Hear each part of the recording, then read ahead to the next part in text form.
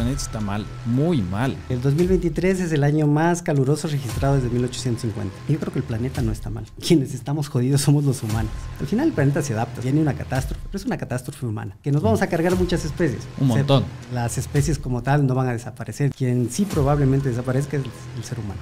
Los glaciares se están derritiendo, los osos polares y los pingüinos emperadores están muriendo. Y ya empiezan a desaparecer ciudades costeras. 510 millones de personas inundándose sus hogares. Racionamientos de energía eléctrica en Ecuador, 120 delfines rosados muertos en esta sequía. Hoy en el podcast tenemos dos invitados fascinantes, Freddy Ordóñez y Santiago Vaca. Freddy es un visionario en el campo de la energía renovable, conocido por su enfoque innovador en la integración de la tecnología y las políticas para avanzar hacia un futuro energético sostenible. Santiago, por otro lado, es un destacado investigador en la huella hídrica de la generación eléctrica en Ecuador, ofreciendo una perspectiva esencial sobre los desafíos y las soluciones de la gestión de recursos hídricos en la industria energética. Juntos exploraremos las complejidades de la sostenibilidad, la tecnología y el futuro de la energía en nuestro mundo cambiante. Este es el podcast de Charlie Sebastián y ahora, amigos, les presento a Freddy Ordóñez y Santiago Vaca. ¿Qué tan mal le ven al planeta y bajo qué parámetro podemos definir eso? Bueno, verás, yo creo que el planeta está mal, muy mal, ¿sí? Para comentarte algunas cosas, por ejemplo, yo doy la clase de ecología y ambiente en la universidad, ¿sí? Y no soy biólogo, no soy nada, sino simplemente estudié unas cosas relacionadas, en este caso, con la sostenibilidad. Y hace como 4 años que comencé a dar esa materia, que además nadie quería darla, es más, era el patito feo. Yo llegué a mí, deme, por favor. Les explicaba a mis estudiantes los efectos, por ejemplo, del clima. Y les decía, miren, esto va a pasar de aquí a 10 años. Y les dije a mis estudiantes hace como 2 semanas. Hace 4 años les dije que eso iba a pasar hace 10 años. Lo vimos la semana pasada. Lo vivimos la semana pasada. Se cree que vamos a pasar el 1.5 grados seguramente en estos años que vienen. Momentáneamente no se va a mantener ahí, pero lo vamos a pasar. Y así también es como que decía, por ejemplo, de incendios que no se pueden apagar. Y hace 1 año, más o menos, en la época de verano que estuvieron en el hemisferio norte, veíamos estos casos terribles. Entonces, cuando comienzas ya a ver, yo les digo, a mí me asusta, porque cuando dices esto va a pasar y después pareces Walter Mercado porque realmente pronosticaste lo que iba a pasar. Nostradamus. Exacto, ahí te da una idea de que realmente hay algo que no está bien, algo que no está funcionando. Hablaste de un suceso que pasó recién y que iba a pasar en 10 años. ¿Cuál fue este suceso? Básicamente el límite que nosotros nos habíamos autoimpuesto del 1.5 se pensaba que iba a demorar de 10 a más o menos 15 años. Ya, un paso hacia atrás. ¿Por qué nadie quería dar la clase de ecología? Porque todos somos ingenieros mecánicos en la facultad y cada quien es especialista en su tema. Ahora, yo cuando entré a la universidad, igual estudié energías renovables y ahí teníamos un grupo con el Freddy súper fuerte en energías renovables y yo dije, hay que hacer algo porque a la final, si sigo especializándome en algo preciso, o sea, como decir, te digo una idea, o sea, me hago experto en energía geotérmica, ¿ya? Perfecto, pero ya teníamos algunas personas en eso, entonces yo pensé, ¿qué más puedo contribuir? Entonces me fui a un grupo multidisciplinario, es decir, que trabajé con biólogos, con sociólogos, con ambientalistas, con ciencias ambientales, o sea, un grupo así, y me dediqué a estudiar impacto ambiental y sostenibilidad. Entonces, para mí era algo que ya lo venía manejando. Y llegué y nadie quería darlo porque obviamente era un tema que hablan de ecosistemas, por ejemplo. Hablan de cadenas tróficas, es decir, quién se come a quién, o sea, el círculo de la vida, si quieres ponerlo como un ejemplo. Y entonces, en ese sentido, yo venía con un trasfondo un poco más adecuado, no adecuado, sino como que más cercano a ese tema. Okay. Y obviamente, por esa razón, yo dije, bueno, nadie la quiere coger, yo la cojo. Sí, yo la cojo tranquilamente. Pero ahora, si hablamos de eso, el pensum no está para que yo les enseñe cosas como desarrollo sostenible, por ejemplo. Eso yo les doy de gratis. O sea, lo que me dice el pensum que les enseñe es hasta problemas ambientales. Y es contaminación y cambio climático. Y de ahí el resto todo lo que tiene que ver con ecología. Y estamos hablando del pensum de una de las universidades más importantes del país. Es una locura, ¿no? Y creo que ahí está como parte de la raíz del problema, porque ni siquiera con la clase D hay personas que quieren apersonarse, trabajar en eso. Mucho peor como el público en general. Verás, te voy a interrumpir justo por complementar. No es que nadie la quisiese dar, es que la vaguería que tenemos también los profesores hace que huyamos a ciertas materias que son complicadas. Ecología es una materia multidisciplinar y para cualquiera de nosotros es más fácil dar lo que tú lo manejas al día a día, claro, que ponerte a averiguar cosas que a lo mejor no las tienes muy claras. Tienes que averiguar un poco de biología, un poco de sociología, un poco de... Te saca de tu zona, ¿no? Tienes que investigar. Entonces no quiero. Wow. Entonces, va un poco yo creo que fue un poco por ahí. Luego, al final nos ha tocado en el grupo que trabajamos, tocamos muchos temas de sostenibilidad y estamos muy familiarizados, pero sí, siempre nos hace falta este componente externo de gente multidisciplinar que va más allá de la parte energética. Ok. Era el apéndice. Chévere. No, muchas gracias más bien. Hablábamos de este grado y medio, ¿no? De temperatura. ¿Cuáles son las consecuencias si llegamos a ese grado y medio? Es la temperatura promedio, ¿no? La temperatura promedio del planeta, sí. Ok, ¿actualmente estamos en qué temperatura? Más o menos bordeando... Depende. Sí. El 2023 es el año más caluroso registrado desde 1850. Wow. Ya, oficial, porque lo hicieron un cálculo hace poquito. Lo hicieron oficial hace como una semana. Tuvimos un incremento de 1.43, me parece que fue, pero es el año más caluroso. Estamos muy cerca ya del límite. Luego, el 1.5 es una cosa, es una predicción. Entonces, no es un valor exacto. O sea, no es que en 1.49 estamos bien y en 1.51 ya es la catástrofe. Okay. Es simplemente un rango, un referencial, que a partir de ahí todo ya es irreversible. Ahí no podremos hacer nada. Complementando un poco la idea que daba, más bien contraponiendo un poco a la idea que daba Santiago, cuando tú preguntabas si el planeta está mal, yo creo que el planeta no está mal. Quienes estamos jodidos somos los humanos. Entonces, yo creo que sí hay que hacer esta diferenciación porque es un poco nuestra visión antropocentrista de decir, si nosotros estamos mal, el planeta está mal. Al final el planeta se adapta, o sea, el planeta aguantó un meteorito en el Golfo de México y ahí sigue. Simplemente es que ahora mismo, para la cantidad de gente que estamos y para la forma de vida que llevamos, lo que estamos haciendo no te dan los números. Y viene una catástrofe, pero es una catástrofe humana, que nos vamos a cargar muchas especies. Un montón, pero se van las especies como tal no van a desaparecer, digamos, la vida animal o la vida vegetal. Quien sí probablemente desaparezca es el ser humano. Es una locura, ¿no? Porque hay todos estos documentales en National Geographic, en Discovery Channel, en el cual si los humanos desaparecieran, hay estos modelos, ¿no? En el cual como toda la vida en el mundo vuelve a florecer. Es una locura. Sí, es simplemente un equilibrio. Claro, es un desbalance, ¿no? Entonces, ¿qué es lo que pasa? Los seres humanos no somos resilientes, en el sentido de que un choque de la magnitud que nos viene no lo vamos a poder soportar tal cual como lo vivimos. Entonces, claro, como decía el Freddy, ¿por qué es el 1.5? ¿Y por qué no es 1.6 o lo que sea? Los estudios que se han hecho de impacto ambientales más o menos definen una línea media clara a los 2 grados. Porque los 2 grados ahí, por ejemplo, tenemos claramente algunos impactos muy importantes. Es el hecho de se revierte en cierta manera la capacidad del Amazonas de absorber carbono.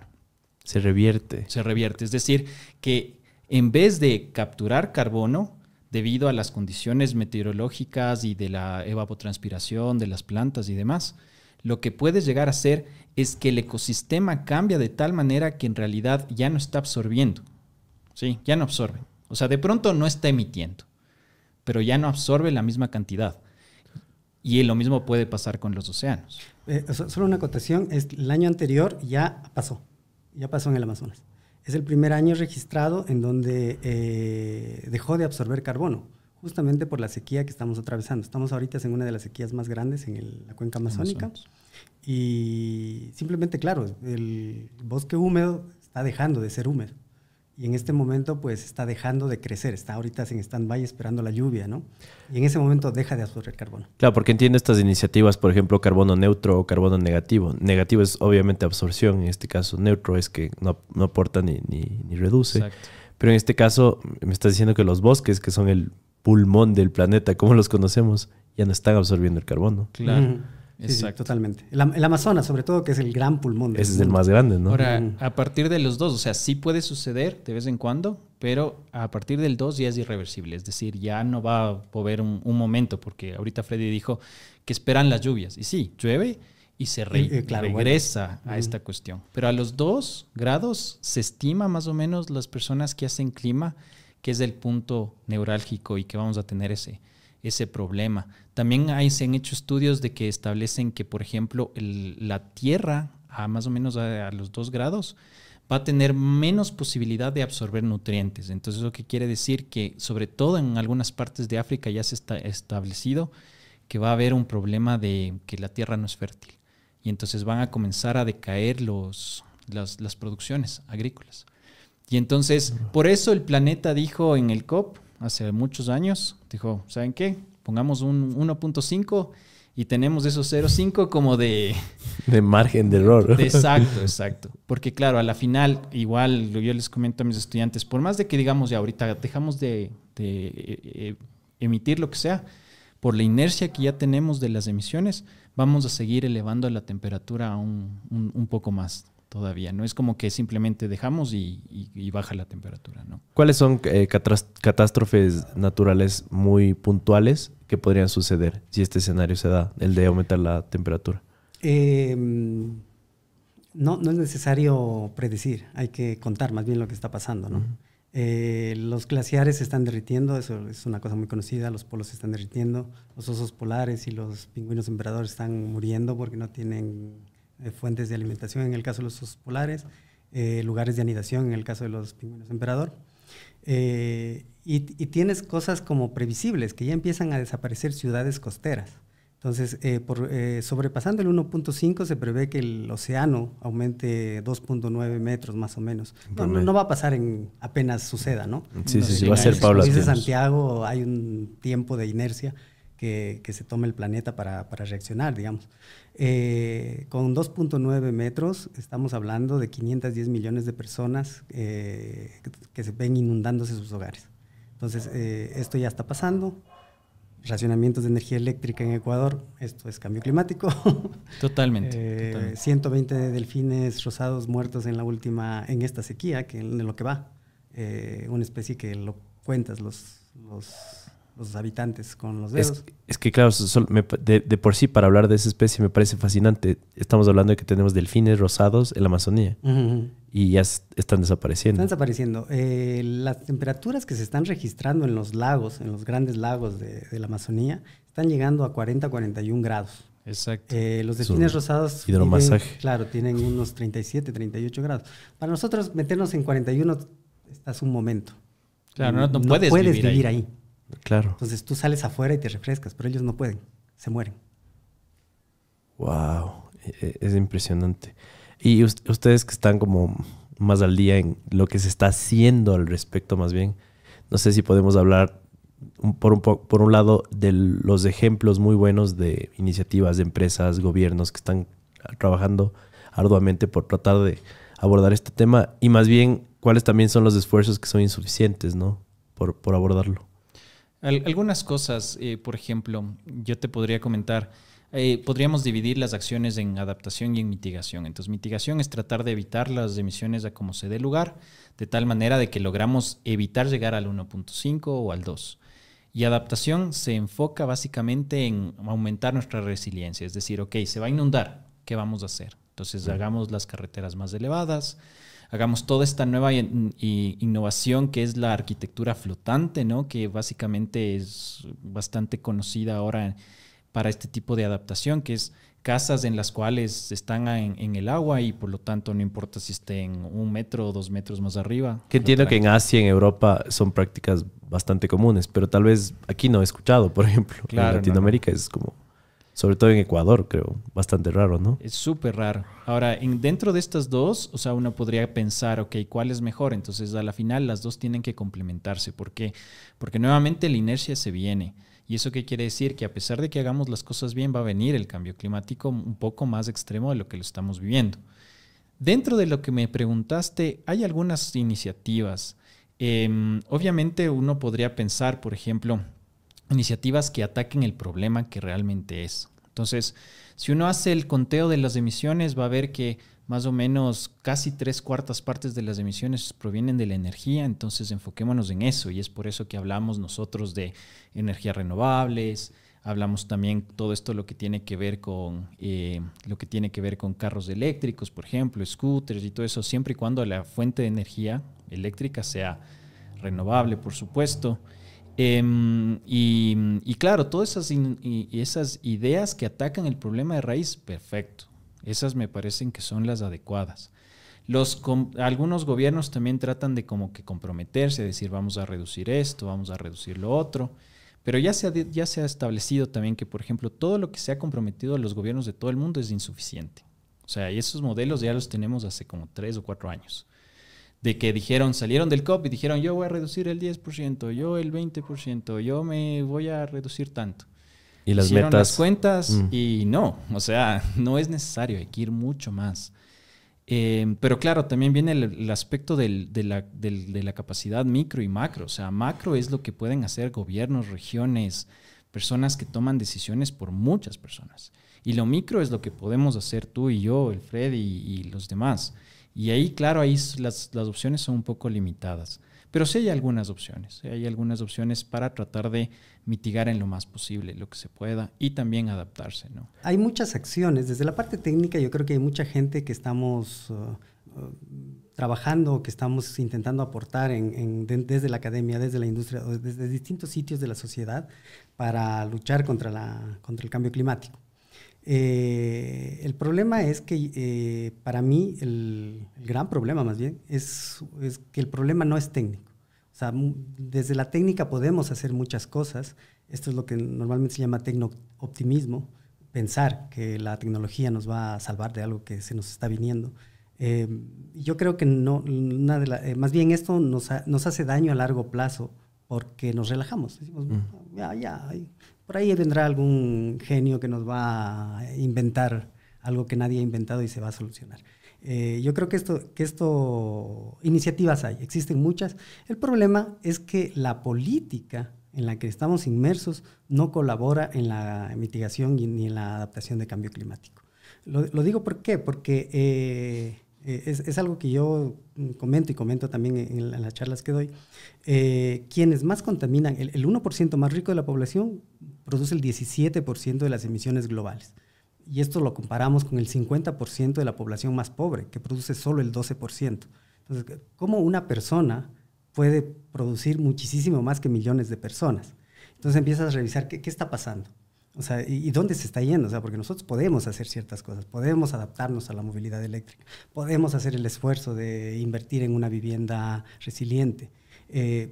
Pero viene, yo lo comentaba en la charla que tengo del monólogo, viene Jeff Bezos y hace un viaje espacial que duró 11 minutos y te consume 150 megavatios hora, que es un estimado que yo hice a partir de los datos disponibles, porque no hay datos disponibles además. Y entonces dices, ¿y por qué Jeff Bezos hizo este divertimento? ¿Qué fue lo que hizo? Están en una carrera por un nicho de negocio que se llama el turismo espacial.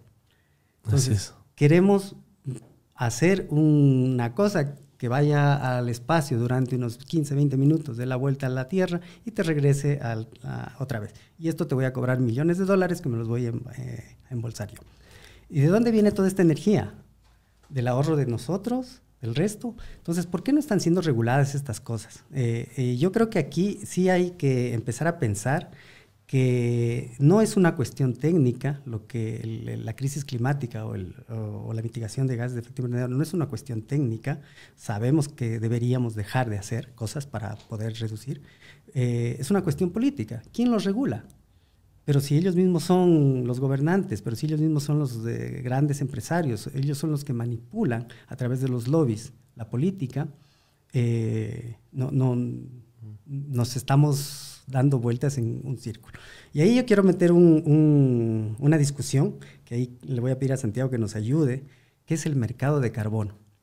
¿Qué ha pasado en las COPs? Las COPs han propuesto, desde que yo me acuerdo, mercados de carbono. ¿Qué es un mercado de carbono? Simplemente, bueno, pues el país, España, Francia, Alemania, se compromete a bajar cierto nivel de emisiones Pero para eso le da ciertos mecanismos de compensación, de compra, un mercado de carbono. Entonces, yo como empresa que soy muy contaminante, no quiero dejar de contaminar, pero entonces voy a destinar cierta parte de mi ganancia a ciertas acciones verdes. Para compensar, Para compensar lo que yo estoy emitiendo. Y entonces empieza una cosa que es el mercado.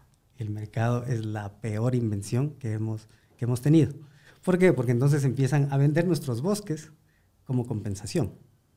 Escuchaba en México hace poco un caso del gobierno que vendió el bosque como compensación de emisiones de gas de efecto invernadero y los habitantes, los propietarios del bosque, ni se enteraron, no lo sabían. Wow. Entonces, claro, es como dices, empiezan a ver los chanchullos estos de, bueno, pues yo quiero seguir contaminando y a mí me das un mecanismo para pagarlo, yo estoy contentísimo.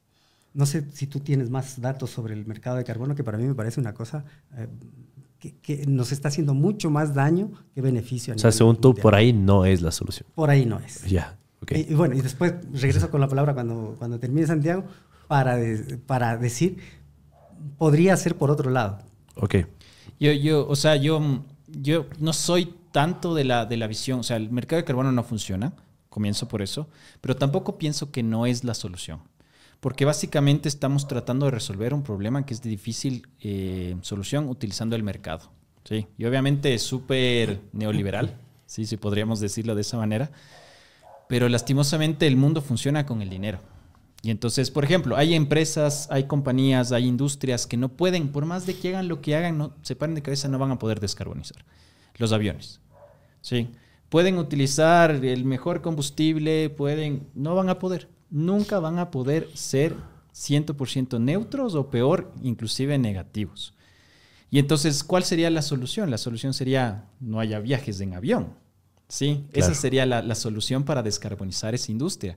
Entonces, en ese momento es por lo que se hizo esta idea de los mercados de carbono. Ahora, la idea perfecta en ese caso, si es que tú no puedes por las acciones que haces, pero tienes una industria que es muy importante, muy fuerte, que además genera mucho movimiento de capitales y además genera mucho trabajo, no te vamos a penalizar a ti, porque básicamente si dejas de volar, entonces dejamos de explotar flores, por ejemplo, nosotros en el país. Si no vuelas, no exportas flores a menos de que lleves en un contenedor, y el barco sea de esos tremendos, ¿no?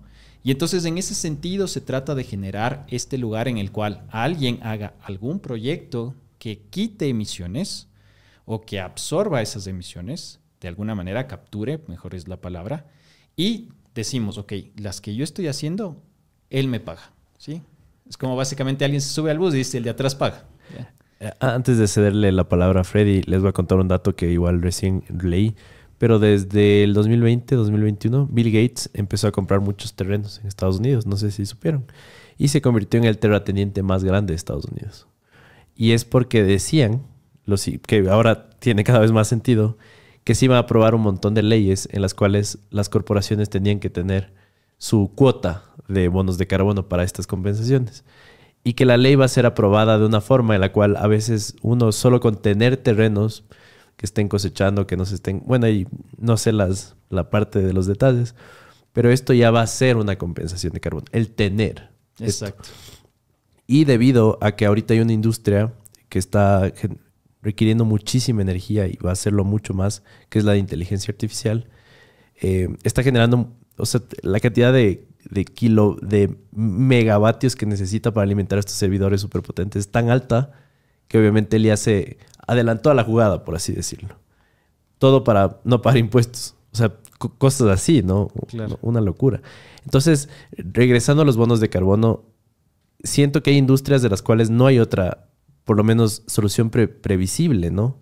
Pero tal vez tenemos que utilizar tecnología para medir si realmente están haciendo o no es por ahí. Entonces, claro, más bien les devuelvo a los dos. Sí, en ese caso... ¿Cómo puede mutar esto y a qué solución podemos llegar? Claro, en este caso, bueno, volviendo también a lo que me decía el Fede, y de paso respondo a tu pregunta. El problema del mercado es que como es un mercado y la gente ha estado en el mercado durante mucho tiempo, saben cómo hacerle. Entonces, te pongo un ejemplo, no me acuerdo exactamente cómo es, pero solo para que tengas una idea. Es como que el primer mercado de carbono, me puedo equivocar en esta cifra, pero costaba creo que entre 1,000 o 100 la tonelada de CO2 capturada. Y después de todas estas cosas, ¿por qué? Porque entonces es oferta y demanda. Entonces al principio nadie compraba, había mucha oferta. Entonces, ¿qué pasó? El precio bajó, llegamos hasta tener hasta tonelada por $1 o $2.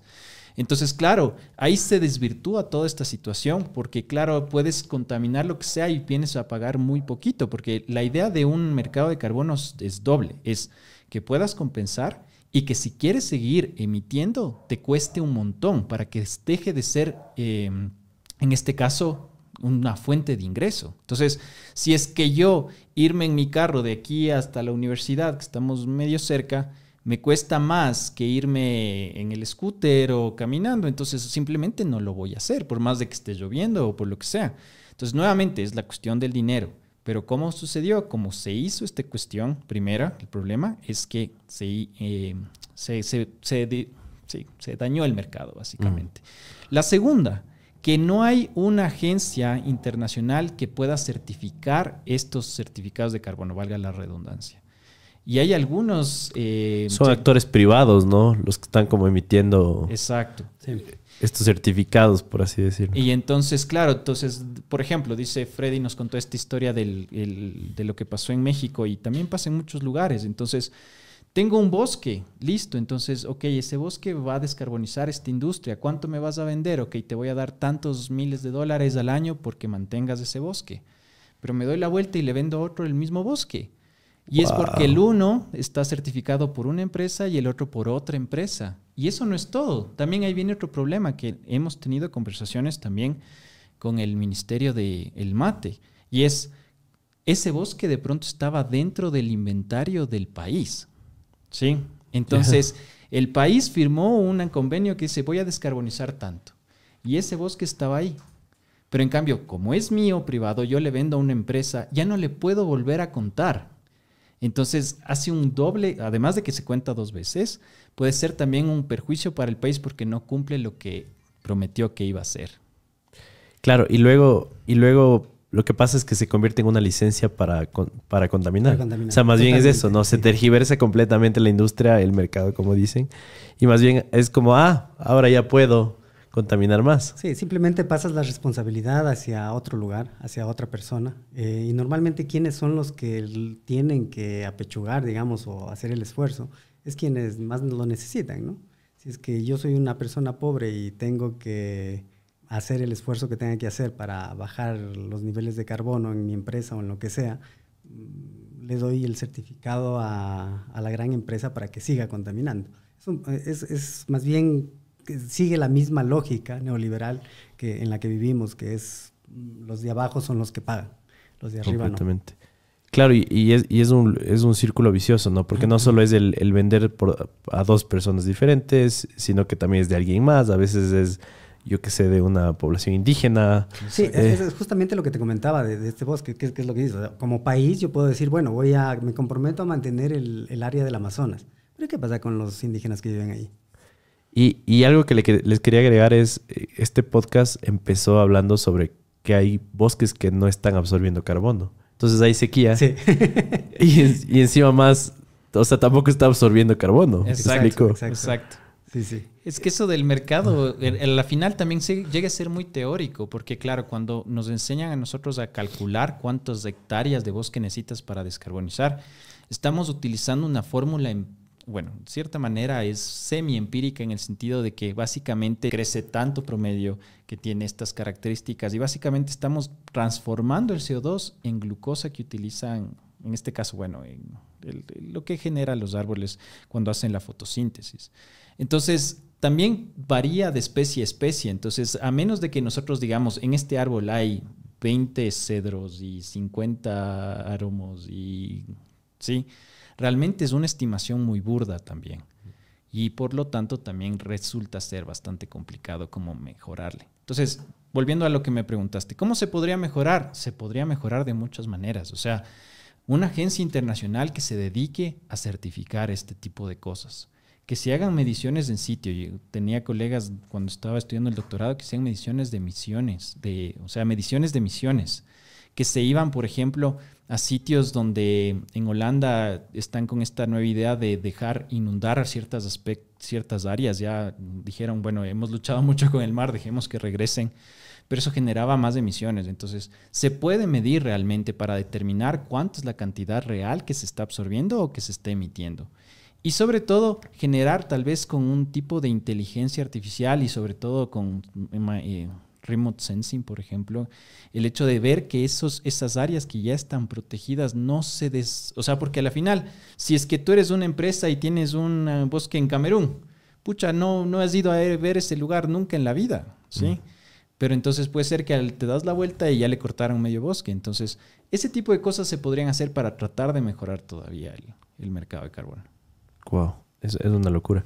Y solo como para fortalecer dónde está como el problema realmente, entiendo que este discurso de que todos podemos hacer algo al respecto ha ido cambiando, ¿no? Tú mismo, Freddy, en tu charla explicaste cómo el ir en bicicleta, el no comer carne, algunos hábitos muy como individuales pueden aportar, pero no es suficiente. Porque mi viejo, me acuerdo claramente, en los 90s me decía, apaga la luz. Era porque se afectaba su bolsillo. Luego en el 2000 ya cambió, el planeta se está muriendo.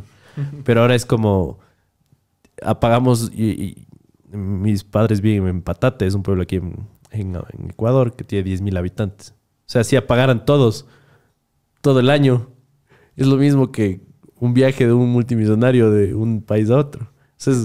Totalmente. Es una locura.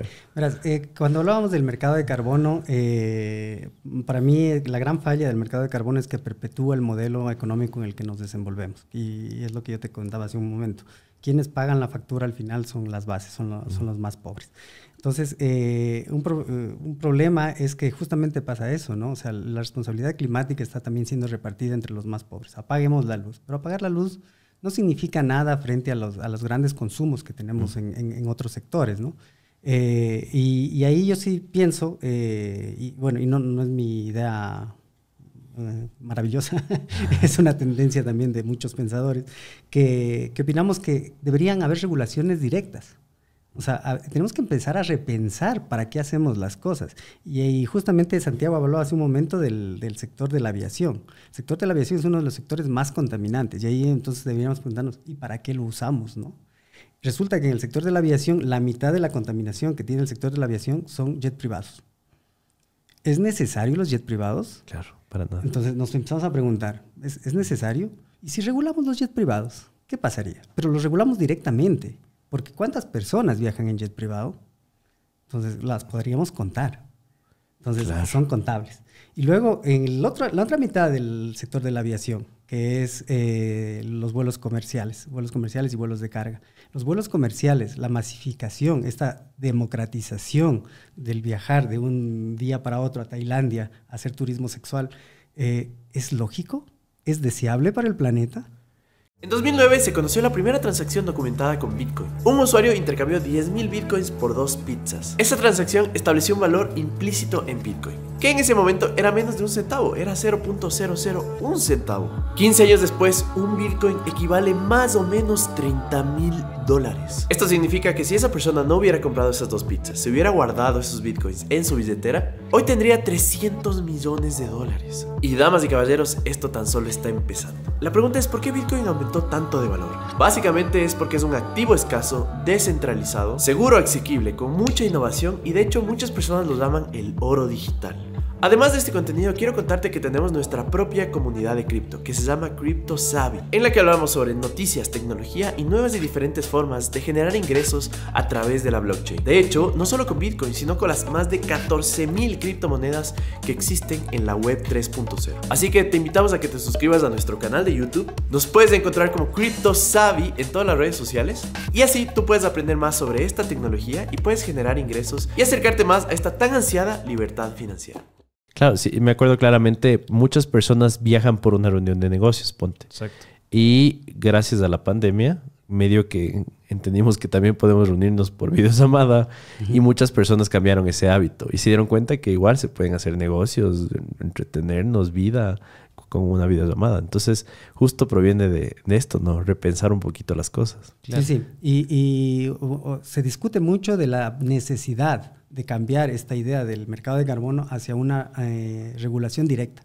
Es decir, ir por sector y regularlo de forma directa. Es decir, bueno, si tú eres un país o eres una persona y usas jet privado, tienes derecho a un vuelo al año o a 2 vuelos al año. Te apañas. Claro, porque otra opción es que ya no les cueste 10 veces más, sino 100 veces más. Y ahí sí veremos quién viaja en un jet privado, ¿no? No, pero eso promueve más la desigualdad. Claro, estamos hablando nuevamente de... Porque bueno, yo sí tengo dinero. A mí, ponme lo que quieras. Claro, un tema más de cupos, dices tú. Exacto. Entonces, simplemente, no puedes. Prohibido. Es lo que se llama el cap and trade. Y se ha hablado bastante ya. O sea, por ejemplo, nosotros no tenemos muchos ejemplos de cap and trade, pero en la antigüedad y en todo lado es como que tenías derecho a un pan al día. O sea, me invento, ¿sí? Es decir, entonces, básicamente es esta idea de que todos los seres humanos tengamos una capacidad de emisiones al año. Y tú decides en qué como una moneda, básicamente, como una mesada. Y entonces, claro, ahí obviamente si ya tienes una limitación, entonces vas a poder escoger qué haces. Pero ahí yo tengo un problema con ese pensamiento que yo creo que va a solucionar el que dice Freddy, y es que bajar el estilo de vida es fregadazo, o sea, es súper fregado. Y yo les pongo este mismo ejemplo, les pongo a mis estudiantes. ¿Cuántos de ustedes están estudiando para tener un carro propio? Más de la mitad alza la mano. Claro. Yo les digo, ahora, ¿cuántos de ustedes no quisieran tener un Maserati? O sea, un Ferrari. O sea, si yo les digo ahorita, verán, van a irse de gerente de Petroecuador ya. Y tienen toda la plata del mundo para que ustedes puedan comprarse un Maserati en 3 años. Y todos alzan la mano. Y es nuevamente, ¿por qué? Porque toda nuestra sociedad... De gerente de aduana se gana más. Toda nuestra sociedad está en función de eso. Yo les digo, ¿cuántos de ustedes no quisieran vivir solos? ¿O cuántos de ustedes no quisieran tener 3 televisores? Uno para la esposa, otro para ustedes y otro para los hijos, para que no tengan ningún ese problema. ¿Cuántos de ustedes no quisieran, en vez de venir en bus a las 5 de la mañana desde Machachi, tener su carro de tal manera que salgan a las 6:30? Y entonces a la final llega un punto en que llega a la parte de esta calidad de vida, por un lado. Y lo segundo es que si hacemos este tipo de acciones muy, muy repentinamente, nos tiramos la economía. Porque claro, es básicamente, digamos, ok, hay algunas industrias que podemos decir, esto no tienes que hacer. Ya, esto está muy contaminante, genera muchas emisiones, no vale la pena. Nos ponemos un ejemplo. Decimos nosotros ahorita, esto del subsidio de los combustibles es terrible para las emisiones. Porque claro, si no te cuesta mucho la gasolina, entonces tú te vas en taxi o te vas en carro o te compras una moto o cosas así. Pero en cambio, si te cuesta un montón, entonces ahí tú dices, no, entonces voy a ir en bicicleta o voy a irme caminando, me voy a ir en bus. Y aquí, antes de pasar a lo que iba a decir, un paréntesis, en Holanda, donde estudié, típico bicicleta. Y se hizo un estudio en la universidad. Les preguntaron a las personas, ¿por qué usas la bicicleta? Y no era porque es más chévere, es más bonito, porque así me enseñaron mis papás, no. Sino era porque la gasolina en Holanda es la primera o la segunda más cara de Europa. Entonces, nuevamente volvemos al mismo punto. O sea, es una cuestión de que me duele el bolsillo, entonces yo busco alternativas. Ahora, dentro de eso, si logramos hacer eso y decimos, ya, quitemos el subsidio de los combustibles, el gobierno se cae el siguiente día. O en una semana, o otra vez nos volvemos a comer todo lo que nos hubiéramos ahorrado en una semana de protestas. Porque obviamente es muchas cosas que están pegadas al consumo de combustibles fósiles en este caso, que primero tenemos que tratar de ver cómo las vamos desenredando, ¿sí? Porque si no, no se va a lograr así simplemente. A menos de que alguien venga, ¿sí?, con una valentía de Superman y diga, esto es lo que se tiene que hacer. Porque realmente el resto de cosas son cosas parches que de pronto pueden servir para un momento, pero después ya no son sostenibles. Solo dando un paso hacia atrás, entonces, ¿importa que cambiemos nuestros hábitos individuales? ¿O esta energía más bien deberíamos concentrarla en dar este discurso o echar presión a las corporaciones y al gobierno a que cambien la forma en la que funcionamos? La respuesta es difícil. No existe una respuesta, porque el problema no es un problema sencillo. Es un problema súper complicado. De hecho, por eso estamos... Entonces, claro, cualquier respuesta simplista de decir si funciona o no funciona es errada. Sí, no lo vamos a resolver esta vez. Exacto. Estamos de acuerdo. Importan.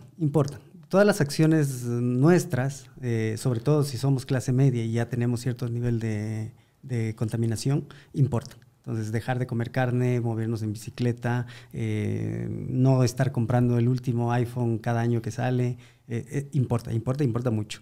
Sin embargo, o sea, hay que tener claro que esta acción individual aporta, pero aporta en lo que aporta. No va a cambiar el mundo por esta aportación, porque para que esto funcione tenemos que practicarlo todos. Y ese es el problema, que no lo practicamos todos. Y ahí viene la otra cosa. ¿Cuál es la única o cuál es la salida que deberíamos tener? Es una salida, y es lo que yo siempre digo, es una salida política, porque no es una salida técnica, no es una salida de decir, bueno, pues hacemos un estudio, que es un poco lo que hacemos con Santiago en el grupo, de que, cuáles son las acciones más contaminantes para decir, bueno, si tengo que elegir en mi vida un esfuerzo, decido ser vegetariano porque esto es más, impacta más que dejar el auto. Soy vegetariano, pero voy en auto, ya. Al menos a algo hecho. El punto es que sí deberíamos empezar a presionar como sociedad, primero como sociedad informada, a decir, oye, perdón, pero los políticos que yo quiero que lleven mi país tienen que ser unos políticos que tengan una agenda, pero una agenda de verdad, no una agenda ahí medio camuflada, verde pintada, ¿no? Sí es necesario hacer también ya pasar a un accionar político un poco más agresivo, en el sentido de decir, necesitamos políticos que propongan una agenda real de cambio, y no de cambio climático como tal, porque como estamos comentando desde hace un rato, las emisiones están ligadas a la economía. Si tú quieres bajar las emisiones, da igual cómo hagas el juego, vas a seguir teniendo una gran cantidad de emisiones si es que no has cambiado la parte económica. Vamos a tener que pensar en alguna cosa. En algún momento vamos a tener que pensar en un decrecimiento. Espero que tengamos el tiempo de pensar en un decrecimiento. Porque lo más probable es que nos toque bajar o cambiar nuestros hábitos a fuerza, no a decisión. Wow. Y aquí viene la otra cosa. Ecuador es un país en el mapa geopolítico... diría modesto por decir una palabra buena. Creo que no somos nada en el mapa geopolítico. Sí. Entonces, decir que nuestro presidente puede tomar la gran decisión de cambiar las reglas del juego geopolítico y empezamos a tener una política de decrecimiento o una política de cambio de emisiones, es también una utopía. Quienes comandan esto son los grandes. Está Estados Unidos y China a la cabeza, y ahí están el resto, que son Rusia y todos los Europa y todos los del OCDE. Pero desde ahí se está viendo que no hay esta agenda política, no hay esta intención real de un cambio. Están preocupados por mil otras cosas. Cuando se habla de emisiones de gases de efecto invernadero, la respuesta automática es la economía. No podemos dejar que la economía caiga. ¿Cuál es el discurso europeo ahora mismo para no hacer un impulso fuertísimo hacia la baja de las emisiones? China nos va a comer y no podemos dejar que China tome el monopolio de la producción. Entonces no vamos a dejar de contaminar. Vamos a seguir en el mismo ritmo porque no podemos dejar que China tome la economía. Claro. Es una locura. Y ahí, por ejemplo, si tú me preguntas a mí, yo también pienso que las cosas que hacemos individualmente nos sirven mucho por ser individual, pero algo que sí me queda claro es que damos ejemplo. Entonces, por ejemplo, en mi casa tengo mis 2 hijas que me ven, entonces, y también ahorita en la universidad a mis estudiantes. Entonces, te comento así más o menos, yo al principio daba la clase de ecología y les enseñaba el impacto y todo, y no cambiaba nada mi vida. Entonces, llegué a un punto en que dije, no, o sea, si realmente creo lo que les estoy enseñando, tengo que hacer algo. Entonces, como dice Freddy, comenzamos a revisar las cosas y yo revisé y dije, chuta, ¿qué puedo hacer? Pues no como nunca más carne de res, por ejemplo, nunca más. Limitarme, o sea, prácticamente estoy en el proceso de hacerme vegetariano completo, como de vez en cuando pescado, eso sí. ¿Por qué? Porque de las cosas que yo puedo hacer, esa es la que para mí pienso en este momento y tengo los datos de que es el que más impacto genera.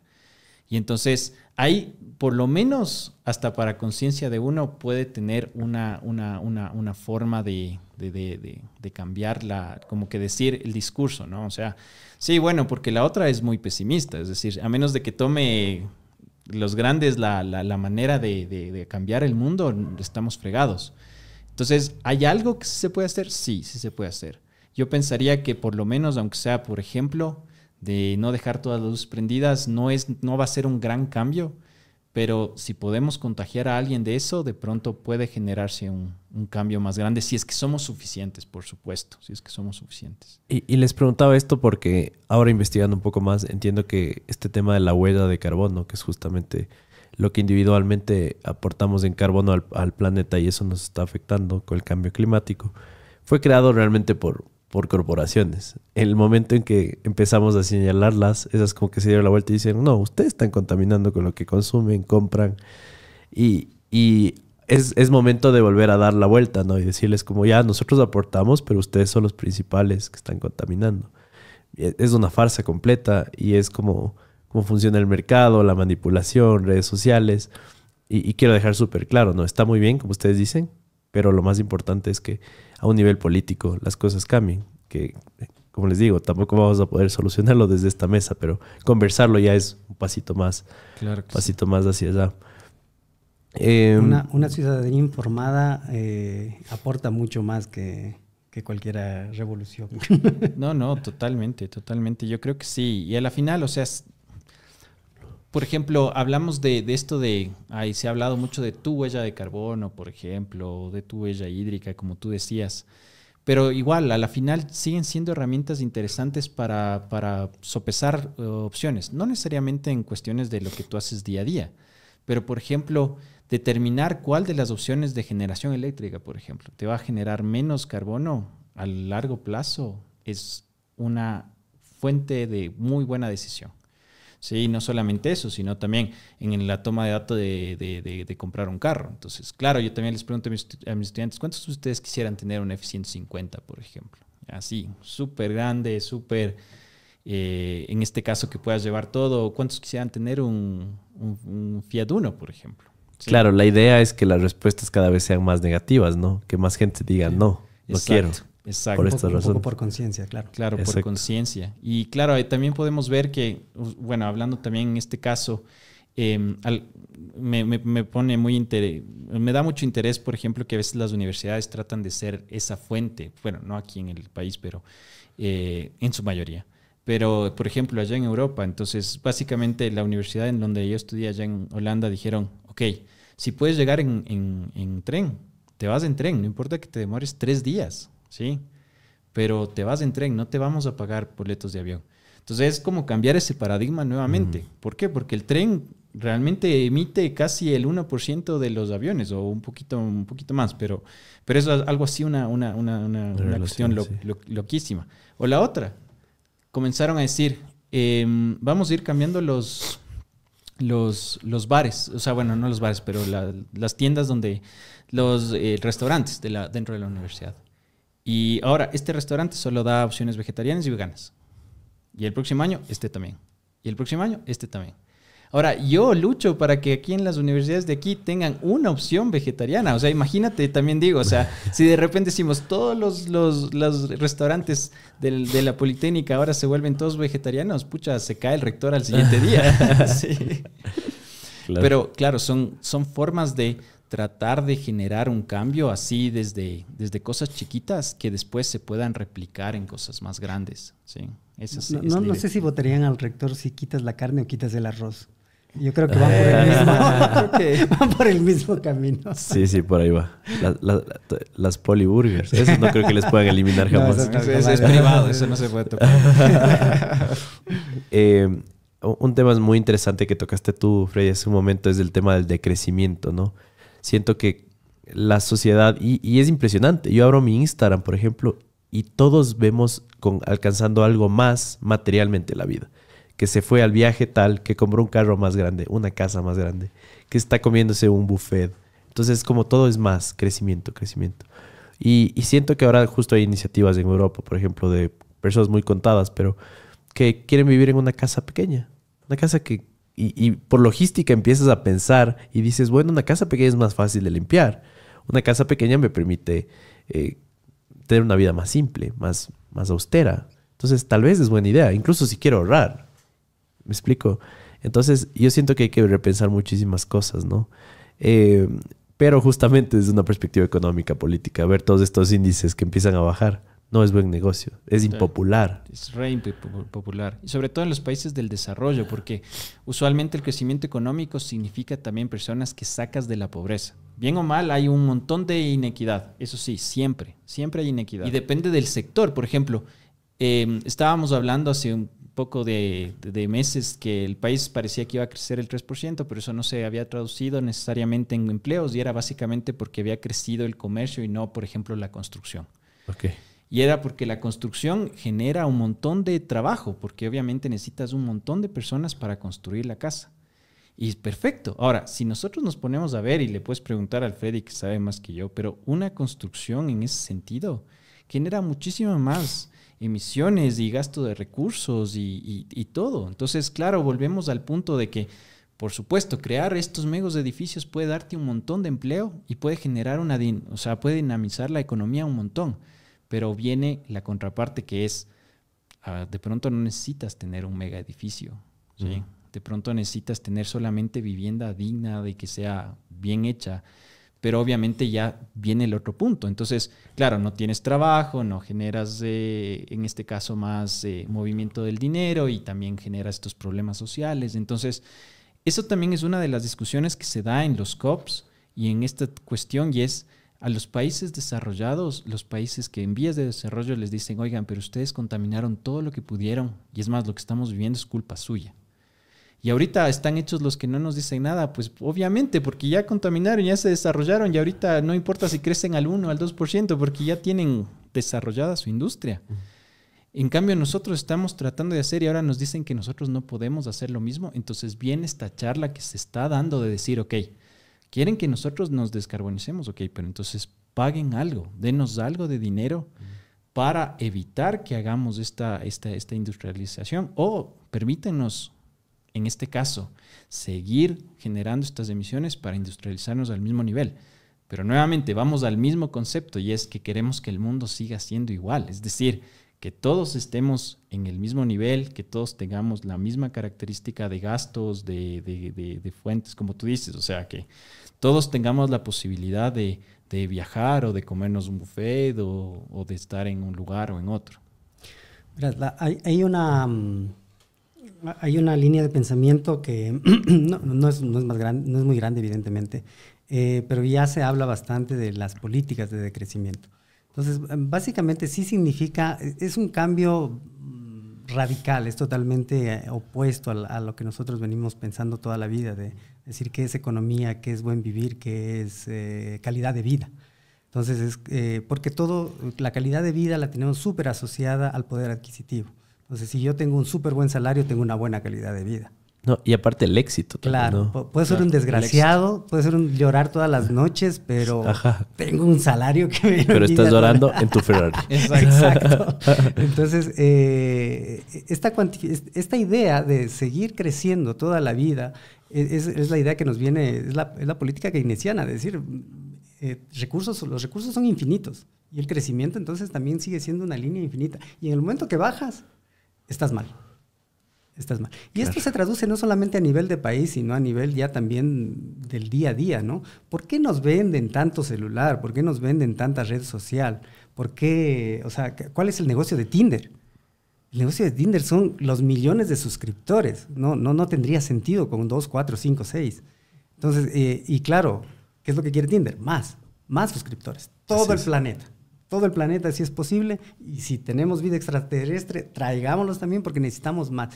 Y esta idea es súper perjudicial porque lo que simplemente es lo que dices, tienes unos recursos, o sea, te da igual los recursos. Necesitas crear una cosa de valor que puede ser inexistente, como es el Tinder, no es tangible, pero que te genera muchos ingresos.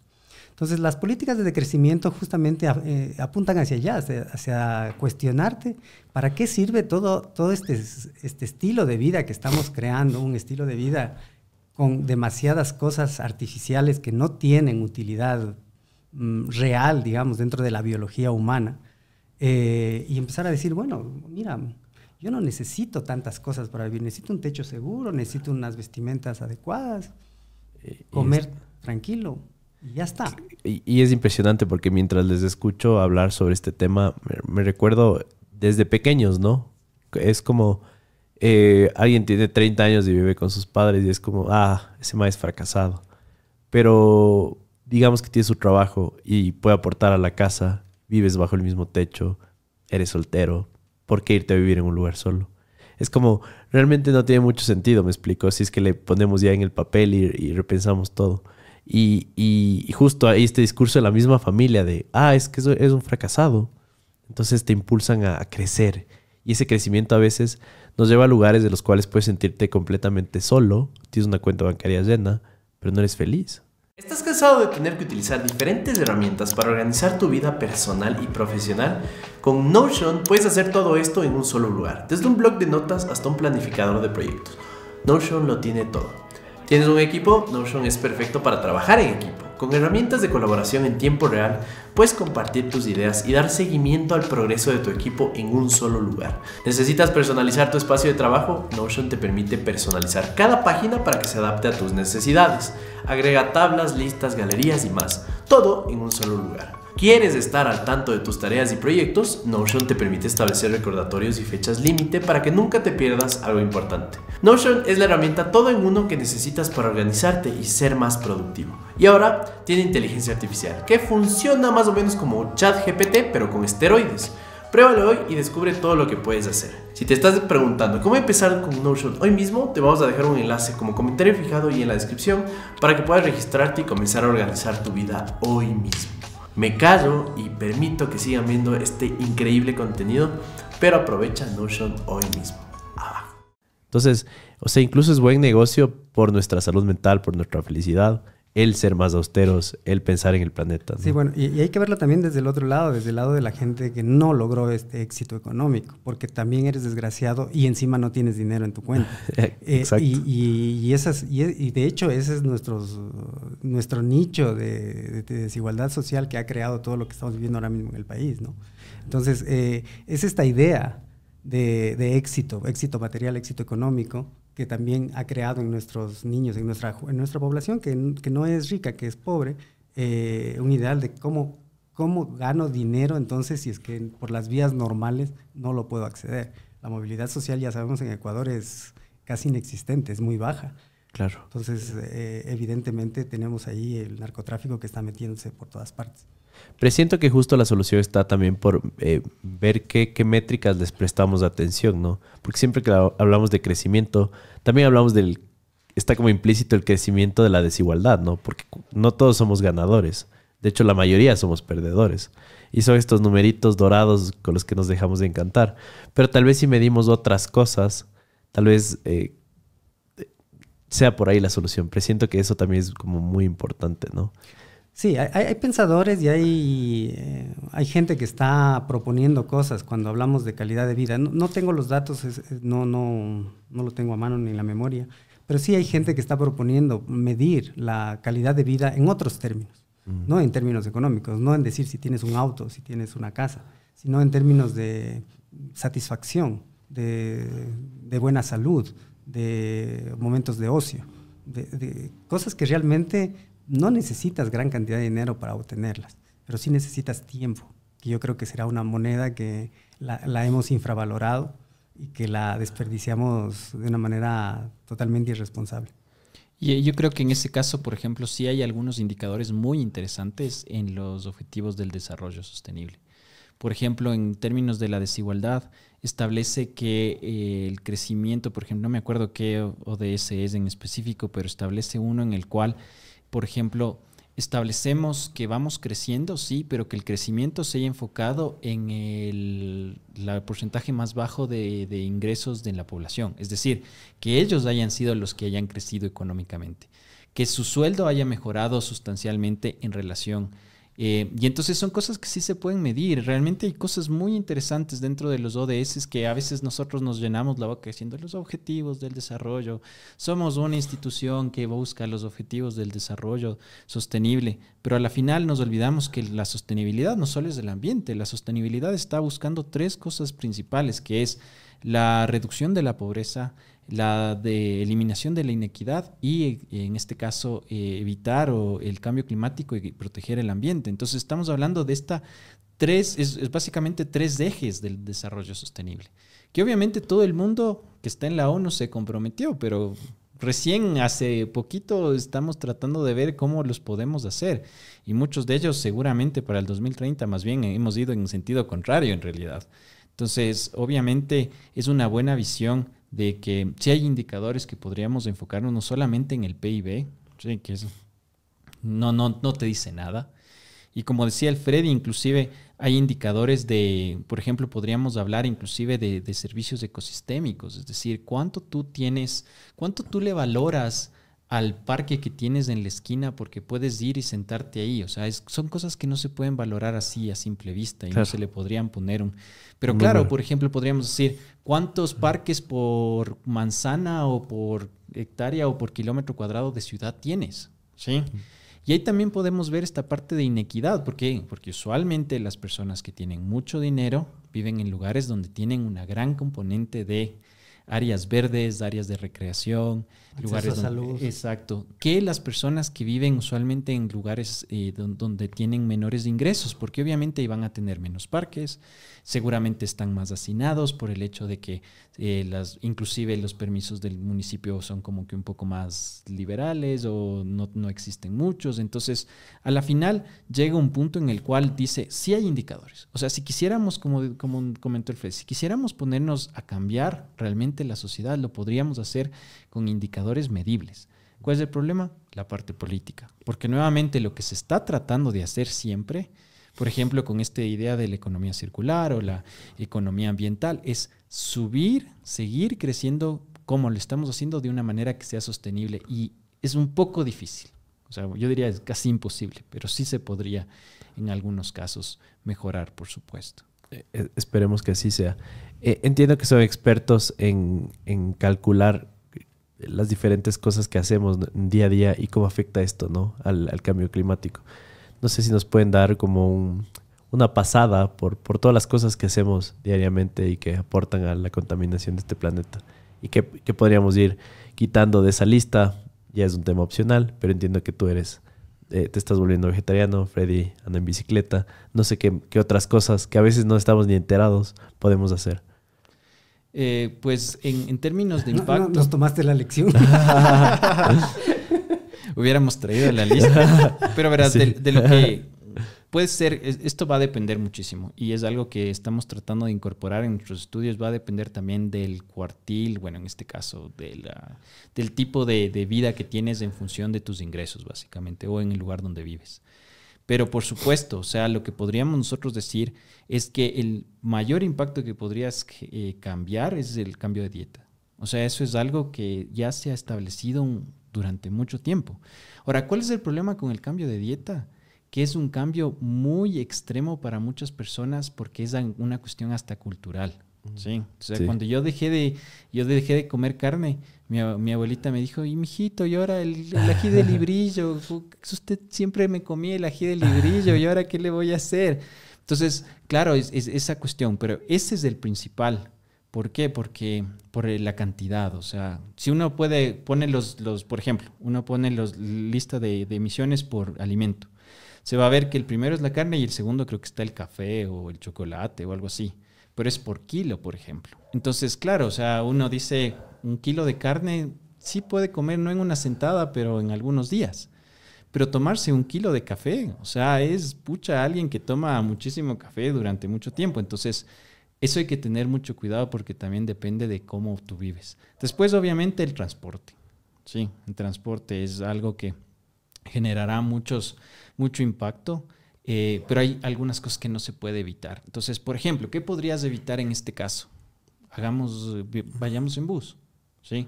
En el metro ahora, ¿no? En el Quito, metro, por ejemplo. Está súper bueno. O podríamos inclusive, porque claro, yo siempre tengo esta idea de que sería genial poder ir en bicicleta, pero ya me imagino subiendo y bajando Guápulo con la bicicleta todos los días. Es complicado. Pero entonces hay ciertas cosas que van a depender de dónde vivas, de qué ingresos tengas. El viajar, ¿sí? El viajar. Tratar de hacerlo solamente si es que realmente lo necesitas. Hacer más videollamadas. Exacto, exacto. Y ahí te puedo comentar. Mirar más el National Geographic. Claro, o sea, por supuesto, es algo de eso que uno dice. Yo, por ejemplo, digo, ¿cómo me voy a quedar sin conocer Australia o Groenlandia, que quisiera ir a ver, o a Islandia ahí para ver la energía geotérmica? ¿Cómo me puedo quedar sin ver, yo no sé, países africanos o cosas así que uno dice, imagínate estar ahí o ir, por ejemplo, inclusive ir al COP? O sea, yo me moriría de ganas de ir al COP para estar ahí codeándome con todos los del clima, ¿no es cierto?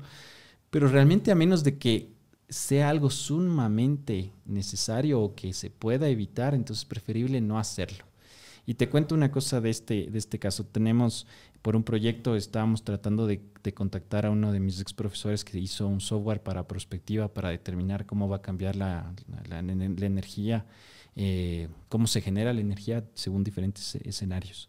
Y yo hablé con él y le dije, oye, verás, podemos pedir que vengas, te pagamos el pasaje y todo lo demás. Me dicen, si podemos hacer en una videollamada, yo no me vuelvo a subir en un avión.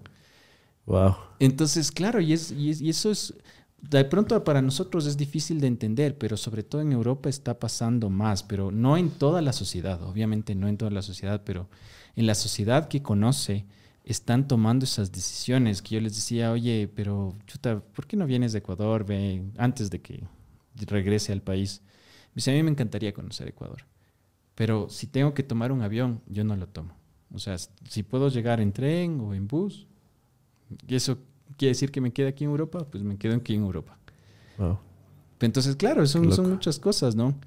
Y de ahí podríamos decir que el siguiente paso podría ser ya algo que siempre se nos ha dicho, por ejemplo, que tratemos de no dejar las luces prendidas, o que no consumamos tanta agua, bañarnos poquito, bañarnos en agua fría, por ejemplo. Eso está bueno para la salud. Yo lo estoy intentando. No lo logro 100%, pero por lo menos... Yo ya voy 2 años bañándome en agua helada. Siempre. Es que es súper bueno, ¿no? Yo no podría. Tiene como 15 beneficios. Y me leí tanto los beneficios que eso es como que... Ahí encontré la fuerza de voluntad, ¿no? Es la piel, estado de ánimo, circulación... O sea, es un montón de beneficios. Pero bueno, no es para todos. Es duro. Es súper duro, claro. Y en días como estos, chuta, ahorita uno dice, me meto en la ducha fría, pero si te levantas y estás a 4 de afuera y... Claro, lo piensas 2 veces. Sí, súper difícil. Te cuento, justo con Santiago hace un tiempo, justo antes de hacer el monólogo que me fue a hacer, empezamos con esta discusión de qué actividades. O sea, yo me empecé a burlar mucho esto de apagar las luces al salir de las habitaciones, porque decía, eso no sirve para nada. Claro, hiciste el cálculo y dijiste, exacto, como, entonces, por ahí no es la cosa. Y yo empecé a buscar información acerca de si hay alguna calculadora, algún indicador que te diga de mis acciones del día a día, de mi vida cotidiana, cuál es la que más contamina, para ver si me enfoco en cambiar esa, o cambiar la segunda o la tercera, y no en la 24. Claro, en la que yo creo que es. Ajá. Que es apagar las luces, ¿no? Sí. Entonces, nos dimos cuenta que no existe, no se ve, o sea, o no hay un estudios serios de cómo es el consumo o la producción de CO2 desde las actividades cotidianas. Tú tienes muchos estudios de la producción de CO2 desde los sectores económicos, que puede decir, no sé, la aviación produce tanto, la movilidad produce tanto. Es lo más fácil. La carne produce tanto, pero luego, ¿eso qué significa para mí? O sea, el sector de la aviación, yo no sé. Si viajo una vez al año, claro. Vez o 2 veces al año, ¿será mucho o será poco lo que yo hago? O sea, claro. ¿dejo de viajar o mejor dejo de comer carne? ¿Qué hago? Entonces, claro, cuando tú dices cuál es la acción y Santiago que dice la carne, sí es verdad, pero si eres Shakira, no. porque Shakira tiene un jet privado y por cada hora de vuelo produce 2 toneladas de CO2. Para ella no es dejar de comer carne su producción de CO2. Claro. ¿Me entiendes? Sí, sí, Entonces, estamos metidos en un proyecto, justo con Santiago, estamos planteándolo y estamos empezando a dar primero los primeros estudios, justamente para empezar a tener como una lista, imaginémonos una lista de actividades en las cuales tú dices, bueno, pues, ¿cuáles son las actividades mis actividades que más contaminan? Y ahí el gran problema es que mis actividades no son las actividades del 1% más rico de la población. Eso iba. Ni del 50% más pobre. De hecho, jamás vamos a poder meternos en un día a día de esos, ¿no? Claro. Porque una cosa consume más que la otra. Exacto. A eso me refiero. Entonces, sí. Pero eso sería una herramienta para una decisión política súper interesante. Porque dices, si vemos de las 7.000 millones de personas, 7.000 y pico más millones de personas que estamos en el mundo, ¿cuáles son las actividades que más contaminan? Y resulta que a lo mejor están los jets privados, no lo sé. Que a lo mejor ni siquiera es la más contaminante. Deben haber unas más contaminantes todavía. Y la hacen 5 o 6 personas. ¡Wow! Imagínate. Tranquilamente podemos decir, oye, empecemos por ahí. Claro, consume la misma energía que ciudades enteras. Exacto. Claro, exacto. Entonces, empecemos por ahí, regulemos estas actividades.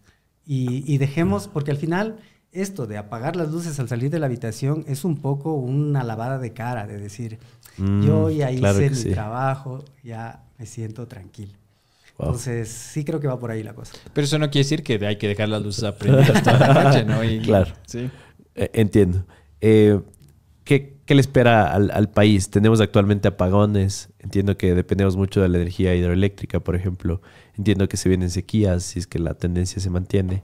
Así que desde una perspectiva justo de matriz energética tenemos que buscar alternativas hasta qué desastres naturales esperan. Entiendo que va a llover más que nunca, va a haber incendios, pero no sé si tienen por ahí un par de casos que nos pueden compartir. Esto de los apagones es algo que realmente no nos sorprendió, ¿sí? Parte de mi estudio doctoral fue revisar, por ejemplo, cuánta agua realmente se necesita para producir 1 kilovatio hora en el país. Y parte de lo que yo encontré hace más o menos unos 5 años fue que por más de que tengamos toda la generación eléctrica, nunca nos íbamos a poder zafar de las termoeléctricas. Nunca nos íbamos a poder zafar de las termoeléctricas. Y es básicamente por el hecho de que nuestra forma como llueve aquí en el país, justo en los últimos 3 o 4 meses del año, en ningún lado llueve como debería llover. Entonces, hay 2 formas en las cuales se puede solucionar eso, y es aumentando la capacidad hidroeléctrica que tienes un montón. Es decir, en vez de tener 100, voy a tener 200 para que en esos meses tener lo suficiente. Poder compensarlo. Ajá. Pero obviamente esa es una inversión que a la final no te está dando los réditos que tú esperabas, porque obviamente si tú produces algo, si tú construyes una hidroeléctrica, esperas que te produzca y que te produzca bien. Y la otra es tratar de generar alguna otra forma de generación eléctrica que sea mejor, que sea igual, sostenible y demás. Pero ahí tenemos otras limitaciones. Entonces, si tú me preguntas cuál es la solución para el país inmediata en la parte eléctrica, tenemos que irnos a las termoeléctricas, pero de las que son eficientes. O sea, por ejemplo, aquí en el país no tenemos ni un ciclo combinado. Entonces, ¿qué es el ciclo combinado? Básicamente es coger una tecnología y ponerle la otra y que los gases que salen de esta caliente esta para que se genere. Entonces ya no necesitas 2 combustibles. Wow. Pero eso es una tecnología que ha existido como, yo no sé, creo que 100 años. O sea, no me estoy inventando. Claro, y suena súper innovador, ¿no? Claro, y en el país no tenemos. Y solo te digo la diferencia. O sea, del uno al otro, la eficiencia pasaría del 30 al 40% al 80%. Entonces, ¿pero cuál es la diferencia? Es que, claro, en ese sentido podemos generar electricidad de las termoeléctricas en una forma que sea más eficiente de lo que lo estamos haciendo ahorita. Entonces, si vamos a solucionar este problema debido a que va a haber más sequías, obviamente va a haber mucha más lluvia, esa sería una forma de hacerlo medio como que en el corto, mediano plazo. Pero de ahí, por ejemplo, si tú me preguntas qué es lo que puede pasar con la parte energética eléctrica del país, vamos a estar en el mismo problema. Y el problema es ese. la generación está en el Amazonas. O sea, prácticamente toda la generación está en el Amazonas. Ahí está Coca-Codo, que no funciona al 100%. Y además tenemos el complejo hidroeléctrico Paute, que es Mazar, Paute y Soplador. Y entonces, ¿qué sucede? Si no llueve ahí, 3 centrales no funcionan. O sea, ese es el problema. Qué vulnerable. Sí. Entonces, claro, la idea es, ok, vayámonos al otro lado. Sí, vayámonos, por ejemplo, al Pacífico. Y tenemos, por ejemplo, Manduriaco. Y ahí también había una línea de 3 o 4 que estaban proyectadas a hacerse, que no se hicieron por muchas razones. Pero entonces, claro, ahí uno dice, bueno, ¿cómo puedo complementar y demás? Entonces, yo pensaría que más bien lo que nosotros tenemos que hacer como país es ser muy eficientes en la electricidad. Eso sería el éxito. Y tenemos un montón de opciones, no solamente en la electricidad, sino también en la energía térmica. Sí, en la energía térmica. Y en ese caso podemos reducir un montón el consumo que tenemos o el desperdicio que tenemos. En las partes del cambio climático va a llover más también, pero no cuando necesitamos. O sea, no en los meses donde no llueve. Claro, va a ser más polarizante el clima, ¿no? Exacto. Sí, entonces, en ese caso tenemos que ver cómo podemos hacer para poder en alguna manera maximizar la energía o guardarla. Y es algo que en la ciencia se ha tratado de hacer. Es más, en Europa se ha tratado siempre de acumular el calor que se tiene en verano para el invierno. Porque claro, en verano, se queman y en invierno se congelan. ¿Y se ha logrado? Hay algunas técnicas que han logrado tener algunos ciclos de... Freddy sabe mucho de eso, entonces ahorita paso con él. Pero, por ejemplo, tratar de hacer eso con algún tipo en nuestro caso, de energía que pueda capturar, en este caso, la generación eléctrica que tenemos, pueden ser varios. O sea, lo que podríamos tratar de utilizar pero ya es muy a futuro, ¿no? Es hacer que nuestras hidroeléctricas o algunas nuevas sean doble vía. Es decir, cuando tú tienes electricidad suficiente, en vez de que ya nadie quiere consumir, pero tienes agua, entonces le bombeas encima a la montaña y la guardas. Ahora, eso no nos va a durar 6 meses. O sea, eso puede durar a veces horas, de pronto algunos días, pero es una forma de ser inteligentes con el recurso hídrico que tenemos. Okay. Esa puede ser una opción. La otra opción es tratar de cambiar esa agua en algún sistema, sobre todo químico. Por ejemplo, químico me refiero, hidrógeno, puede ser hidrocarburos. Es decir, tratemos de traducir esa energía a un combustible que lo podamos tener un montón de tiempo ahí. ¿Sí? Okay. Sin ningún problema, para que cuando llegue el momento que necesitamos la generación se vuelva a hacer. Y es algo que ya inclusive se ha tratado. Los de Hidropaute mismo estaban con esta idea de generar hidrógeno cuando tienen suficiente agua. Ahora, desde la parte ambiental, eso a mí no me gusta. ¿Por qué? Porque le estás quitando agua río abajo. Entonces, claro, ¿qué es lo que sucede? Se ha hecho unos estudios que dicen que, por ejemplo, con todas las hidroeléctricas que están en la cuenca del Amazonas, realmente el que se perjudica es el río Amazonas, porque no llega la misma cantidad de agua y además los sedimentos que llevan los minerales que hacen que todos esos minerales y nutrientes que están en el Amazonas, que hacen el río Amazonas tan bosque, en este caso, se vean afectados. Pero en términos de energía, podríamos tratar nosotros de utilizar ese tipo de cosas para tratar de acumular. Ahora, eso es muy a largo plazo. Claro, muy a largo plazo. ¿Qué nos espera o qué deberíamos o cuáles serían las recomendaciones, no sé, en mi punto de vista de la matriz energética nacional? Yo creo que hay varias cosas que discutiré. La primera es eficiencia energética en el país. Y volvemos otra vez, cambios de hábitos, necesidades reales de energía frente a desperdicio de energía que tenemos en el país, porque el crecimiento de la demanda de energía eléctrica, business as usual, está siendo muy alta. Y de los estudios que hemos visto, menciono uno que es el de Rafael Soria, de un colega que trabaja en la San Francisco, muestra que si seguimos con estos crecimientos tan altos de la demanda de energía, no podemos. Una pregunta, en un gobierno anterior se habló arduamente de que teníamos la capacidad hasta de exportar energía. ¿Es cierto ese dato? En aquel momento sí. Ah, ok. Pero no contemplaba el crecimiento que íbamos a tener. Y en momentos puntuales también. Es verdad, es más, todavía se puede. En estos momentos donde tenemos mucha agua. Ahora. Pero ahorita estamos entrando en Otra vez, ¿no? En un momento de sequía, no. El problema es que lo que no contaban es que a pesar de que teníamos la capacidad para exportar, seguíamos importando. Wow. O sea, la importación nunca paró. Y eso es lo que la gente no conoce. Y cuando tú ves los números, la importación es importante. O sea, te digo una cosa, la importación a veces es mucho más que la generación de la biomasa, la solar y la eólica. Entonces, claro, Billonaco, pucha, sí, genial, ahí lo máximo. También tenemos el biogás, que también funciona, por ejemplo, con los rellenos sanitarios, y también tenemos las azucareras, que son las que más generan, en este caso, electricidad usando el bagazo de caña. Pero la importación llega a ser inclusive más al año, llega a ser incluso más que esas generaciones renovables.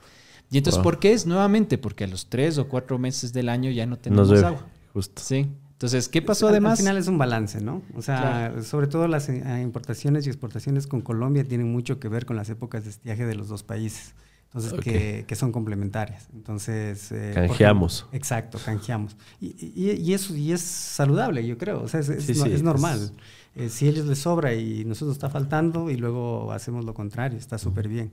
No, el problema es este. O sea, si seguimos haciendo crecer la demanda, no habrá, o sea, no hay manera de suplir tanta energía. Tenemos que inventarnos hasta lo que no existe para poder suplir toda esa energía. Entonces, la primera arista yo creo que es esa, empezar a repensar el consumo energético del país para intentar bajarle aumentar la eficiencia. Desde una perspectiva muy de redes sociales, les hablo de que ahora es muy popular la energía solar, por ejemplo. Ecuador, justo Ecuador es un candidato para aumentar su capacidad de... Totalmente. Nosotros tenemos una gran ventaja en energía solar con respecto al resto de los países. No somos el país con mayor potencial del mundo porque al estar atravesados por la cordillera de los Andes tenemos una alta nubosidad. Okay. Sin embargo, tenemos una ventaja grandísima que es que todo el año tenemos un recurso casi constante. ¿Eso qué significa? No necesitamos grandes instalaciones de almacenamiento es bastante predecible la cantidad de energía que vamos a tener. No como la hidro, exacto, ¿no? Que tiene un montón. Pero sí tiene sus problemas. Es una energía intermitente. No está cuando tú la quieres. De Pasa hecho, una nube y el pico más grande de consumo de electricidad en el Ecuador se da a las 6 de la tarde. Precisamente donde no hay sol.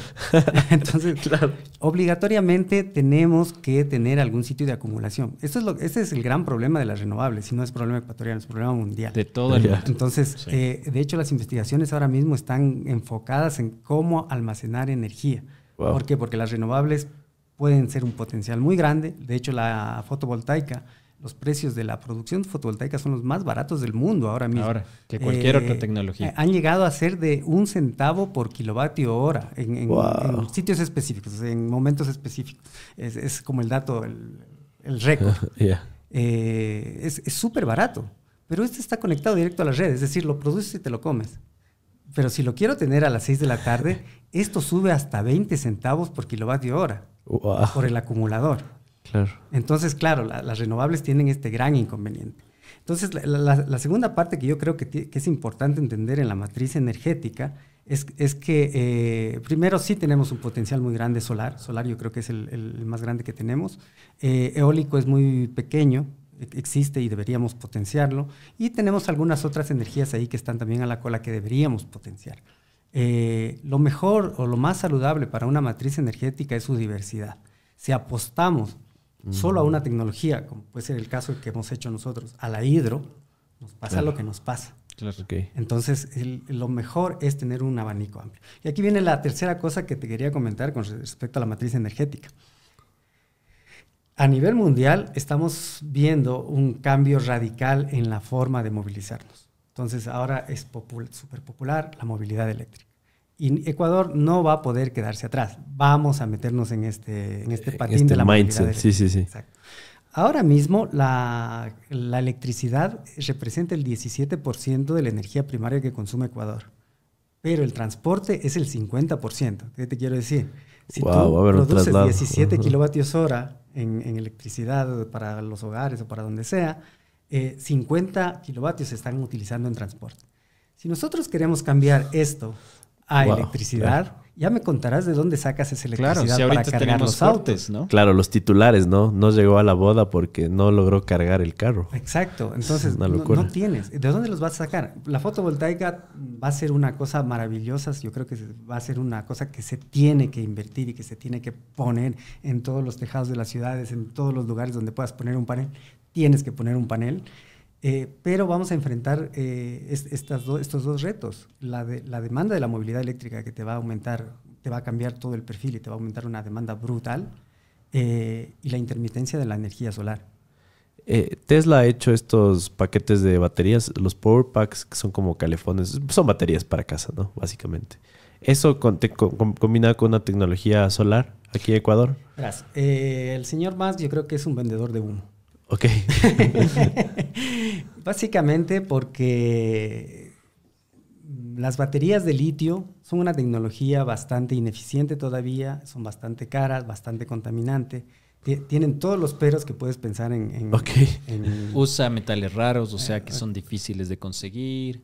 Sí, mucha minería, ¿no? Mucha minería en el África con niños, en China también, mal pagados, etcétera, etcétera, etcétera. Un largo, etcétera. Si tú lo quieres escalar esto a nivel país, vas a necesitar unas baterías, pero muy bestias. Lo más probable es que tengas que cargarte todo el triángulo de Bolivia, Chile y Perú. El triángulo de litio. El triángulo de litio para poder hacer estas baterías que propone este señor. Entonces, por ahí no es. Por ahí no es la cosa. Okay. No va por ahí la cosa. Entonces, pero sí hay que pensar en el qué, porque no hay una solución. Hasta ahora nadie ha dado una solución viable a la acumulación de energía para la intermitencia de las renovables. Estamos en ello. Hay mucha gente trabajando en ello y es lo que te digo. El precio del kilovatio hora récord en fotovoltaica es un centavo, pero cuando lo traspasas de las 12 del día a las 8 de la noche, ahora te cuesta 20. Claro. Entonces, tenemos que empezar a pensar todo eso.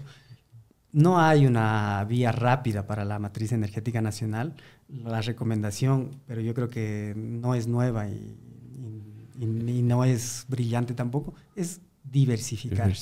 Tenemos que diversificar lo más que podamos, porque vamos a tener que echar mano de todo. Los estudios nos dicen, lo más barato, si seguimos con esta mentalidad que tenemos de lo más barato que tendremos de aquí en los próximos 10 años es carbón de Colombia. Wow. Entonces, pero estamos yendo atrás. Sí. Eso es lo más barato. O gas natural. El gas natural no tanto. ¿Eh? O sea, no es tan barato, pero también hay escenarios en los cuales dices, importemos gas natural para producir electricidad. Wow. ¿Y hay alguna correlación entre la cantidad de volcanes que tenemos con geotérmica, por ejemplo? O sea, ¿es una fuente viable? No. No. Totalmente no. Okay. Hay algunos estudios que se han hecho acerca del potencial geotérmico en ciertos lugares. En el norte, sobre todo en la zona del Carchi, hay algún par de estudios medios importantes donde se ve que hay potencial. Y ahí viene otra vez el problema y que yo siempre digo, verás.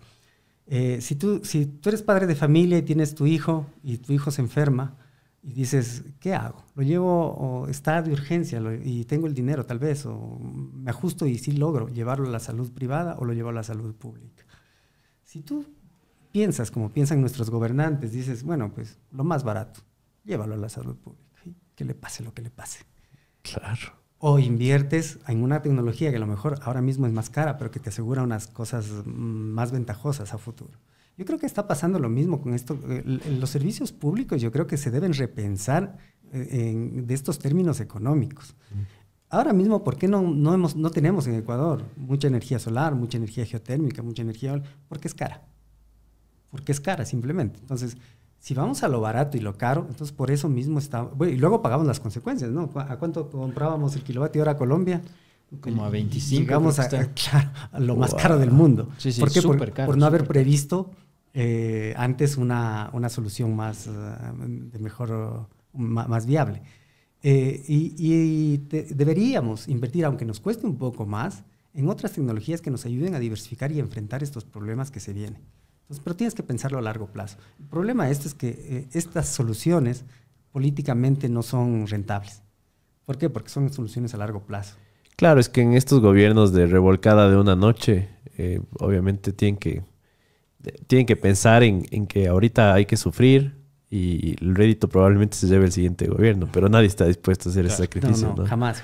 Y en ningún lado, o sea, en ningún lado. Porque, por ejemplo, tú le escuchas al Trump, ¿sí? Que dijo que el primer día que él iba a hacer cerrar la frontera, y la segunda cosa que iba a perforar. Así dijo, drill. ¿Y por qué? Nuevamente por esto, porque es una cuestión también de independencia energética. Claro. O sea, si tú dices que ya no vas a utilizar tus recursos, por ejemplo, aquí nosotros decimos, ok, ya no utilicemos el petróleo para generar nosotros nuestra electricidad. Que estamos utilizando fue el óleo, o sea, búnker básicamente para la generación termoeléctrica. Decimos, ya no usemos ese combustible. Pero entonces, ¿qué? ¿De dónde viene? Te va a tocar importar, te va a tocar meter la plata para invertir para que en un cierto tiempo puedas tener esta independencia nuevamente. Pero de ahí ya pierdes esa independencia. Y también no es muy bueno, porque entonces ahí dependes de alguien, en este caso, por ejemplo, Colombia, que diga, bueno, sí, yo sí tengo un poquito, pero les va a costar más. ¿Me entiendes? Entonces, todas estas cosas, realmente el tema de la energía está metido en la mayoría de problemas, y eso es una cuestión que tenemos que, como sociedad, tratar de separar de alguna manera para poder tomar decisiones adecuadas. Mucho más allá de su faceta como ingenieros, como científicos, también entiendo que son divulgadores, de hecho por eso está aquí. Muy recomendada la charla TED de Freddy, muy bonita. También entiendo que ganaste el solo de ciencia, ¿no? En Iberoamérica. Es el concurso iberoamericano de solo de ciencia en España. Qué chévere, pueden ver estos videos en YouTube. ¿Qué le podrían dejar como divulgadores a la gente en este momento? Para todas estas personas que se quedaron hasta el final de este podcast. Para mí, verás, la divulgación significa es información. Al final, lo que nosotros terminamos pensando, cómo modelamos nuestras vidas, que es lo que discutíamos en la universidad, es en base a las informaciones que tenemos. Ventajosamente, nosotros nos metemos, y en nuestro trabajo, tenemos el gran privilegio de que nos paguen para hacer lo que nos gusta, estar ahí mucho tiempo. Tenemos una gran cantidad de información que nos permite mirar el panorama con muchos más datos que el común de la gente tiene.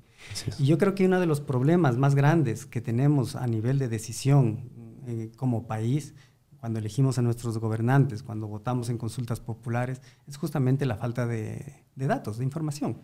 Y nos creemos lo primero que nos quieren vender, ¿no?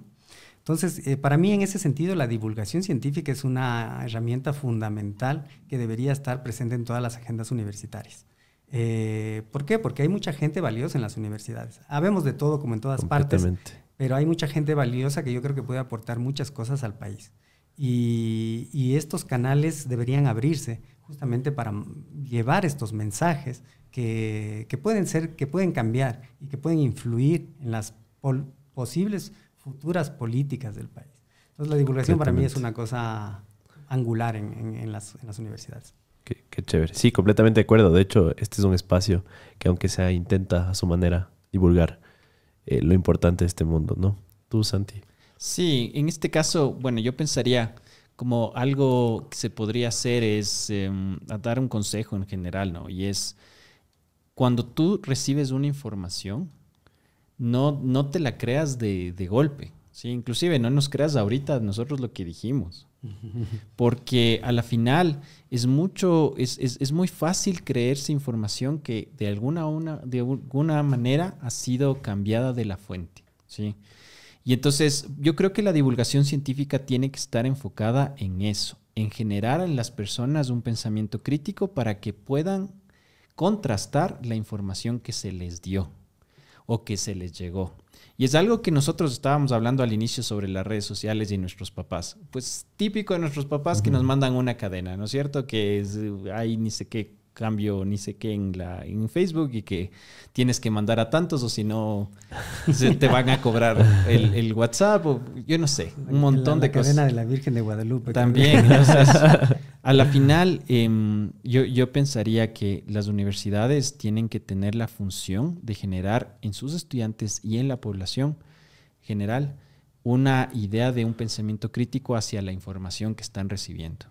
Y entonces, ¿cómo se genera este pensamiento crítico? Es básicamente que las personas, cuando reciban una información, no se la traguen de inmediato, sino piensen primero si es lógico.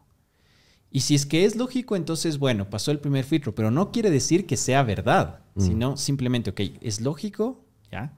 Siguiente paso, la persona que dijo esa información, ¿es alguien reconocido o de pronto tiene algún tipo de autoridad? Claro. Y el tercero, esta información, ¿sí?, que me acaban de pasar, ¿puedo yo contrastar con algún otro lado de información? O sea, no es como que nosotros somos los dueños del conocimiento y los dueños de la información. Como dijo Freddy, muchas de las cosas que nosotros hacemos es básicamente enfocarnos en tratar de avanzar un poquito más lo que otros investigadores en todo el mundo ya están tratando de hacer. Entonces, si nosotros lo decimos, no es pucha, somos los genios. O sea, no es eso, sino que ya partimos de eso. Entonces, si viene una información y no encuentro en ningún otro lugar que me hayan dicho, oiga, esta información es verdad o es algo parecido, entonces ahí es donde la divulgación científica tiene que enfocarse, ¿sí?, en generar este pensamiento crítico basado en estas tres cosas que yo pienso que es lo adecuado. Y de ahí los medios, hay muchos medios. O sea, yo pensaría que parte de nuestra divulgación es los papers, pero pucha, ¿cuántos ni creo que ni mi mamá o mi papá ha leído los papers que he hecho? No, eso es más comunicación entre pares, ¿no? Sí, eso es. No cuenta como divulgación. Pero entonces, a la final, tendríamos que tratar de buscar otros espacios, ¿sí? Como lo que está haciendo el Freddy, o sea, por ejemplo, el TikTok, de pedirles a los estudiantes que expliquen conceptos de energía en TikTok y cosas así, que generan ya un espacio que es menos formal, Okay. Tratar de hacer también, por ejemplo, en este caso, debates, pero debates académicos en los cuales realmente sean argumentados. Ese tipo de cosas yo creo que sería el enfoque. O sea, una de las ventajas de la divulgación científica frente a la información que circula por todas partes es justamente la veracidad, o más que la veracidad, el rigor. El rigor con el que se maneja. Entonces, es como buscar una información en un libro o buscarla en la Wikipedia o en el Rincón del Vago, ¿me entiendes? Es cuestionable, siempre es cuestionable, como lo dice Santiago, pero tienes un punto más de veracidad de la fuente. Esta parte de contrastar me parece igual demasiado importante, porque ahora entiendo que a nivel mundial hay muchas autoridades que dicen, escuchen a los expertos, ¿no? Pero son los expertos que ellos escogen también. Entonces también hay esta variable ahora que tenemos que tener en cuenta, ¿no? Ser un poco incrédulos de todo lo que nos dicen, pero no quedarnos con la incredulidad o el dato, ¿no? Investigar nosotros mismos. Totalmente. Muchas gracias por su tiempo, por su sabiduría. Espero que esto llegue a muchas personas. Si ustedes quieren ser encontrados, tal vez sea por un canal digital o a través de la universidad, no sé si nos pueden contar alguna red social, si es que gustan, si es que no. Empezamos el podcast discutiendo por qué no manejo redes sociales yo y estoy totalmente aislado. Si es que estudian qué en la Poli podrían conocerte. Sí, mira, nosotros tenemos un grupo de investigación que se llama Synergy, como ciencia y energía, okay, en inglés. Tenemos una página de Instagram donde subimos colgar ciertas cosas. No es qué chévere. No es muy activa, pero vamos es calidad más que cantidad. Sí, subiendo cosas. No sé si calidad es vaguería de ponerme a subir cosas, pero ahí hay muchas cosas que hacemos, sobre todo el grupo. Ok. Si mandan un DM por ahí, un mensaje, si contestas. No, sí, por supuesto. Chéverísimo. Me llegan. Y luego yo personalmente siempre me comunico, ya sea vía telefónica o vía correo electrónico. Lo podemos dejar. Ok, lo dejamos en la descripción. Sí, en la descripción. Sí, en nuestros correos institucionales, ¿no? Igual en la página web de la universidad, en la página web del doctorado, también hay perfiles un poco más completos de Freddy y míos. Entonces ahí también hay donde contactarnos, nuestros currículums y todo lo que se pueda necesitar. Lo que quieran. Buenísimo. Muchas gracias por su tiempo. Gracias a ti.